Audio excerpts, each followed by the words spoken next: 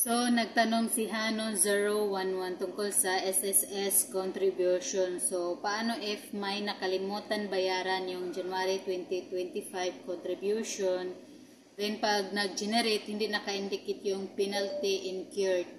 Paano po gagawin para mabayaran yon? Example sa akin, January 2025, due date February 28, 2025, pero this month namin babayaran, which is March na. So, yung contribution niya, January, makapagbayad siya March na. Actually, pwede mong bayaran kahit sa ang SSS, Accredited Payment Center, yung contribution, and then to follow na yung penalty sa SSS branch. So, pwede kang mag-compute kung alam mo yung formula or yung computation, or kung hindi naman, para sure yung SSS na mag-compute para sa iyo kung magkano yung penalty mo sa month na hindi mo nabayaran.